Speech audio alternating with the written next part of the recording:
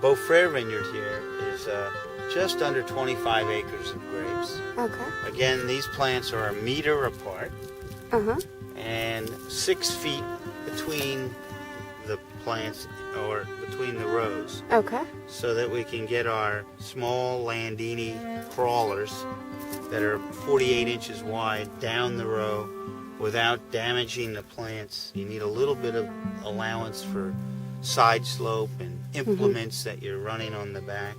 Okay. But here we do farm biodynamically and organically. And as far as organic, weed control is done with a mechanical device called a in-row cultivator. And it will slice the ground, sever the roots of the weed, and then the weed, of course, just dries out and dies. And it leaves a nice broken, fractured soil surface under the row, which is good for aeration, and it's actually good for the soil. Nice. In this case, we chose to take up every other row of any vegetative growth. Right. And of course, this we did to control vigor and also to get some air and to give this soil in this particular row here that has nothing growing in it. It gives a break on the soil, and the nutrients or the organic matter that was released by tilling this is slowly digested by the soil and then, of course, slowly by the plant. Well, this is the original planting of Beaux Freres. These vines are Pommard clone. They are on their own roots, and they were planted in the spring of 1988. And so we're up in the heart and soul of our company here, the vineyard.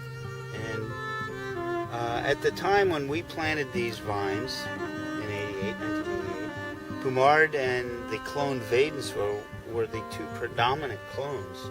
And at that time we were also planting on own roots. We didn't plant on phylloxera resistant rootstocks. Of course, everything has changed today, and all the new vineyards are planted on rootstock. And the clonal selection is amazing. We have 15 different, if not more, clones to choose from to help with us in making wine. But basically this is a pretty simple, the French traditional vertical trellis, single cane prune Guyot or Guyot, I'm not quite sure how they pronounce it.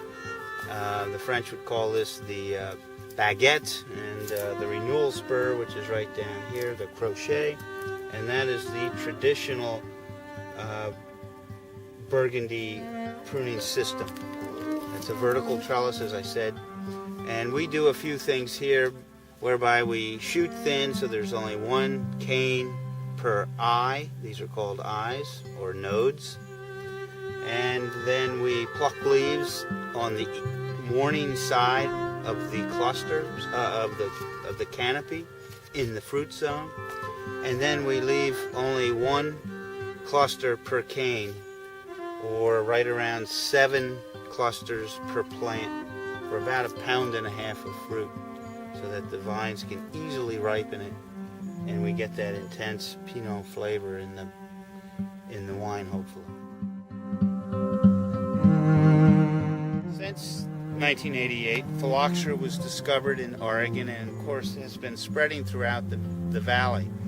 What I wanted to show you, what the effects of phylloxera, because I do have phylloxera, what the effects look like, and what we do to manage and work with the disease. Right here to my left is a healthy looking plant, pretty obvious. The leaves are nice and green. There's a lot of leaves. The leaves are large, bigger than my hand in some cases. A lot of vegetation. It's pretty obvious this plant's pretty happy. Right next to the next row over, these plants right in here are suffering from the root louse, which is basically killing the plant slowly by malnutrition or not enough nutrition. So these little root louses that are you can see with about a 30 power microscope, these little root louses get on the root hairs, feed on them, creating lesions, and the plant slowly bleeds to death. And it just depends on how long it takes. In some areas, like in California, where there's multiple generations of phylloxera, the pest, the louse, is much more damaging, much quicker. Here in Oregon, I've been limping along in this particular block for about 10 or 12 years. 10 years. We make a lot of compost, and we add compost to the soil to help the plant with nutritional needs. Okay, I see. Very nice. It's like a cancer patient or anyone who has a terminal disease. You supplement their diet with something so that they can get more out of life longer. And that's basically what we're doing. There's no cure for phylloxera. Right.